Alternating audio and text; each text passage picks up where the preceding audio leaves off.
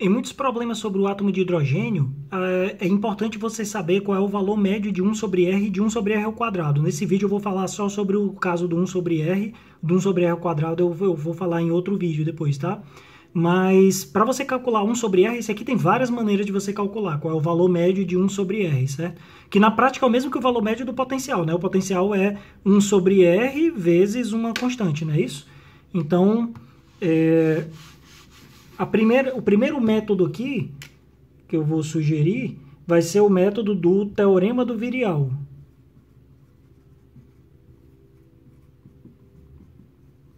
Então, o que é esse teorema do virial? Ele é um teorema que diz que em qualquer sistema físico você vai ter que 2 vezes o valor médio da energia cinética é sempre o valor médio da coordenada x ou da coordenada r, você poderia colocar um r, gradiente, para você deixar aqui em 3 dimensões, certo? Gradiente de V. Então, sempre vai dar uma coisa desse tipo aqui. Como o potencial coulombiano tem uma constante, que é, eu vou aqui escrever E2 sobre 4πε0, e aí depois disso você tem gradiente de 1 sobre R, isso aqui vai ficar menos, e aqui 1 sobre R ao quadrado, vai cancelar com esse R que está aqui, você vai ter uma coisa assim, né? E aí, ó, o que eu estou encontrando aqui é basicamente o próprio potencial até, né? Eu já poderia botar essas constantes aqui para fora e botar 1 sobre R, e o que eu estou procurando é valor médio de 1 sobre R, né? Eu poderia já isolar a partir daqui. Mas eu não quero fazer isso porque eu quero andar um pouco mais nessa descrição usando energia cinética e energia potencial. Então aqui vai ser o valor médio de V, né? Então eu já sei que o T tem que ser V dividido por 2, né? Mas ao mesmo tempo eu tenho que satisfazer essa condição, né? Que o valor médio da energia precisa ser o valor médio de V mais o valor médio de T, não é isso? Mas se eu colocar aqui... esse sinal aqui, na verdade, quando eu tinha um menos V aqui, né? Quando eu fiz a derivada aqui, eu ganhei um sinal de menos, esse sinal sai, né? Então, isso aqui, na verdade, é o valor médio do negativo do valor médio de V, né? Então, aqui eu posso fazer assim, ó, o valor médio de V, e ao invés de escrever T, eu escrevo negativo de V sobre 2, né? Então, com isso aqui, eu vou ter valor médio de V sobre 2, e o que eu estou dizendo, então, é que o valor médio de V vai ser 2 vezes o valor da energia, né? Então, se você quiser, então, a partir daqui, saber quem é realmente o valor médio de 1 sobre R, né? O que eu vou encontrar aqui vai ser o valor médio de V. Eu posso tirar todas as constantes, fica E ao quadrado sobre 4πε0. Aqui fica um negativo, né? E aí 1 sobre R. Isso aqui vai ter... E aqui o valor médio, né, de 1 sobre R. Vai ser igual a 2 vezes o valor médio da energia. O valor médio da energia seria tipo um Rydberg menos Rydberg sobre N ao quadrado, não é isso? E aí, se você pegar nesse número que está aqui, se você multiplicar por A0 no denominador aqui e no numerador, você bota um A0 aqui e um A0 aqui em cima, o que você vai ter aqui vai ser, essa é uma identidade interessante de vocês saberem sempre decorado aqui, que é esse conjunto de fatores aqui, 4πε0 e um A0 aqui embaixo, isso aqui você pode sempre trocar por 2 vezes a energia de Rydberg, certo? Então aqui o que você vai encontrar vai ser, ó, 2 sobre 4πε0, e aí tem um A0 aqui em cima, vou só terminar essa conta aqui em cima, ó. A gente pode escrever, então, que o valor médio de 1 sobre R é igual a... Isso aqui tudo com o A0 embaixo é o mesmo que 2 vezes o Rydberg. Esse sinal de menos cancela com esse. 2 vezes o Rydberg cancela com o 2 vezes o Rydberg do outro lado. Esse A0 sobrou aqui, ele fica aqui embaixo. 1 sobre N ao quadrado A0. Então, essa é a resposta que você encontra para o valor médio de 1 sobre R, né? Então... Mas se você quiser simplesmente o valor médio da energia potencial, você pode ter só 2 vezes o valor médio da energia total, que seria a energia de um átomo de hidrogênio já, aquele Rydberg sobre N ao quadrado, né? Então pronto, essa é uma forma de você fazer essa conta. Uma segunda forma de a gente fazer isso vai ser usando o chamado teorema de Feynman-Hellman. Então, que a segunda forma vai ser...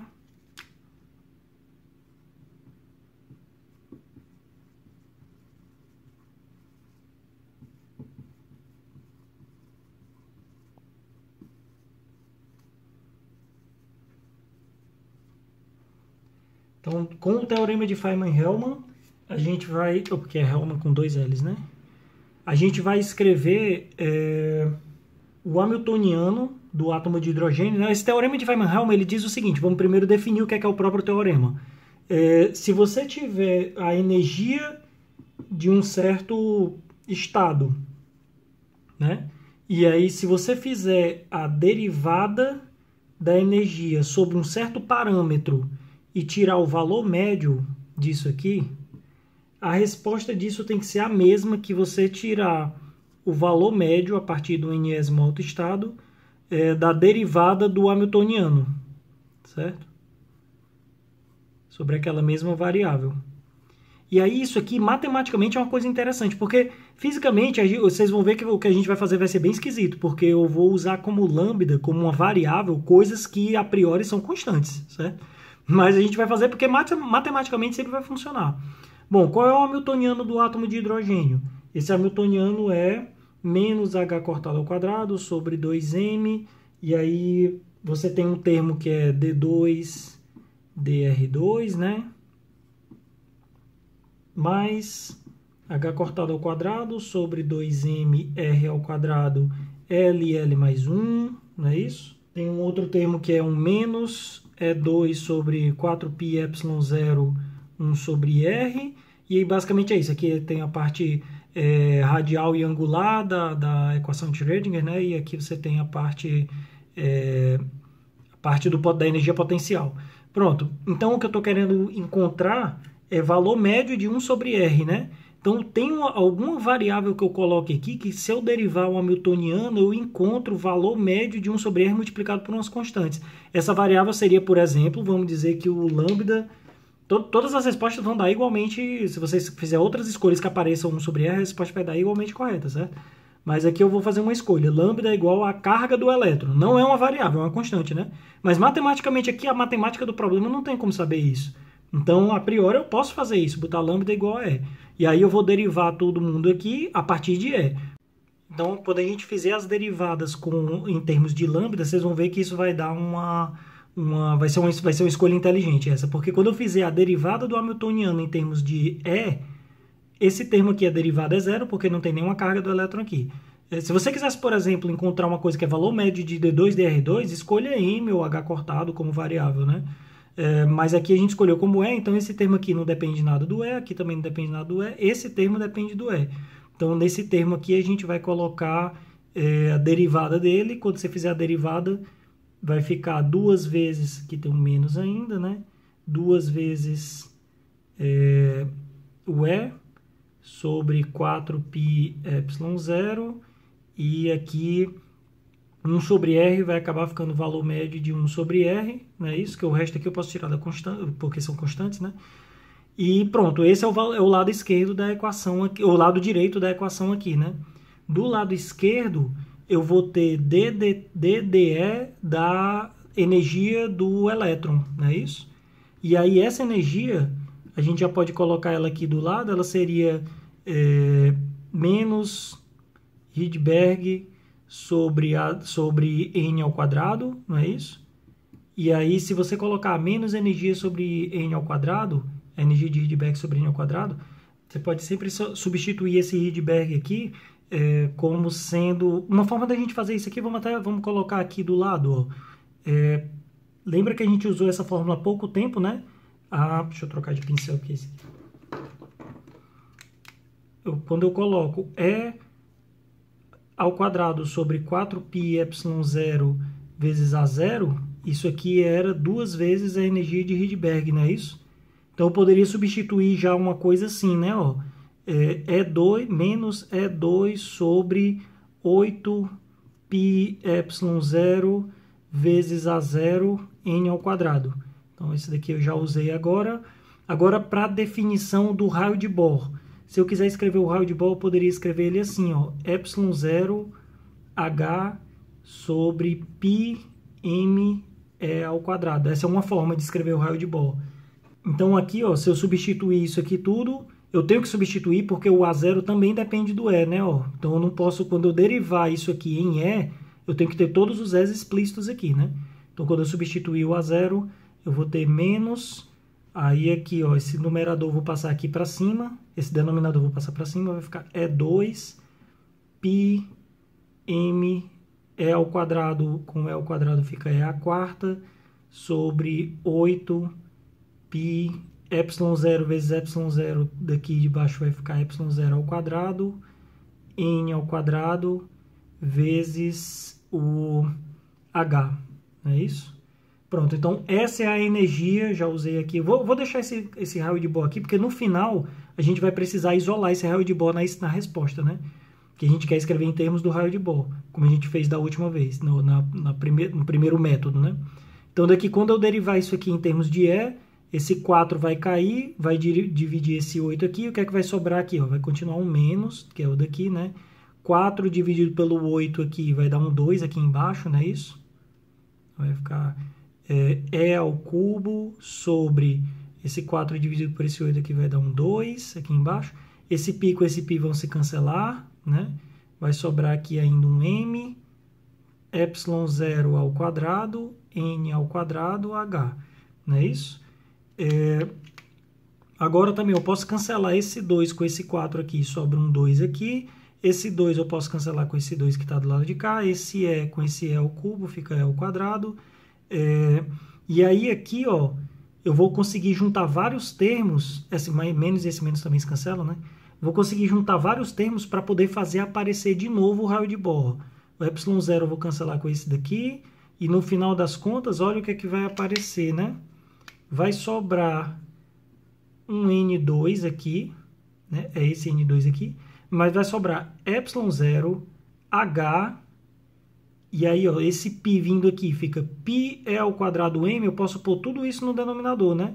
ε0h sobre π m E ao quadrado, e aqui eu tenho a mesma coisa, ε0h sobre, esse m vem para o denominador, esse π vem para cá, vem para o denominador, então πm, e esse E ao quadrado vem para o denominador também. Tudo isso aqui vai acabar virando, então, um raio de Bohr. E é a mesma resposta que eu tinha antes, valor médio de 1 sobre R é 1 sobre N2 vezes o raio de Bohr. Então, um segundo método de encontrar quem é o valor médio de 1 sobre R é esse método de você usar o teorema de Feynman-Hellman. Você escolhe uma constante que tenha 1 sobre R, multiplique 1 sobre R, e aí você deriva como se essa constante fosse uma variável, né? Então, quando você fizer esse bracket, ele vai acabar virando o bracket só do 1 sobre R e você vai conseguir encontrar a resposta. Se eu quiser saber quem é o bracket de 1 sobre R2, é só eu escolher uma outra constante aqui, talvez o H cortado, talvez o L, eu poderia escolher o L aqui. E aí eu terminaria com 1 sobre R2. A melhor escolha seria do L, né? Porque o H cortado aparece aqui também e vai me confundir. Então, o L só aparece aqui. Se eu escolher lambda igual a L, eu consigo achar o valor médio de 1 sobre R2, por exemplo, né? Uma terceira forma de você encontrar o valor médio de 1 sobre R é você fazer o chamado teorema de Kramers. Então, mais uma expressão que vocês precisam conhecer aqui. Esse terceiro método aqui. Então, esse teorema de Kramers, na verdade, vamos chamar de relação de Kramers, porque não é bem um teorema. Essa relação de Kramers, ela é uma relação entre valores médios do R, certo? E essa relação ela é dada por uma coisa assim, ó, S mais 1 sobre N ao quadrado, valor médio de R. Aqui é um R elevado a S ainda, né? Aí, menos 2S mais 1, A, seria o raio de Bohr, vamos chamar de A0, valor médio de R elevado a S menos 1, e mais S sobre 4, 2L mais 1 ao quadrado menos S ao quadrado vezes o A0 ao quadrado e o valor médio de R elevado a S menos 2. Isso tudo aqui tem que ser igual a zero, né? Então, né, usando essa relação, isso aqui é uma relação que você consegue demonstrar usando a própria equação de Schrödinger, certo? Mas eu não vou fazer a prova de que isso aqui é verdade agora, não. Vou só usar a expressão. Para você usar essa expressão, se você quiser achar o valor médio de 1 sobre R, no seu caso aqui, você tem que terminar com o valor médio de R elevado a menos 1, não é isso? Então, o que eu quero encontrar é quem é o valor médio de R elevado a menos 1, né? Então, se você colocar S igual a zero aqui, você acaba encontrando essa expressão. Você vai ter, ó, S igual a zero, vai ficar 1 sobre N ao quadrado, valor médio de R elevado a zero, vai dar 1, não é isso? Aí aqui, menos 2, o S é zero, então vai sobrar só A0, valor médio de S menos 1 dá valor médio de R elevado a menos 1, né? E mais o S é zero, então tudo isso aqui vai zerar, então não tenho mais nada aqui, isso aqui vai ser igual a zero, e quando eu passar isso aqui para o outro lado, eu vou ter valor médio de R elevado a menos 1, é o mesmo que valor médio de 1 sobre R, passo a zero aqui para baixo, fica 1 sobre N2 a zero, né? Então tá aqui novamente a mesma resposta, só que para você saber essa, você ia ter que saber essa expressão inteira aqui, que ela não é tão trivial, né? Mas ela é uma relação que existe na mecânica quântica, ela vale para R elevado a qualquer expoente aqui, você consegue encontrar qualquer expoente a partir disso aí, né? Então é isso.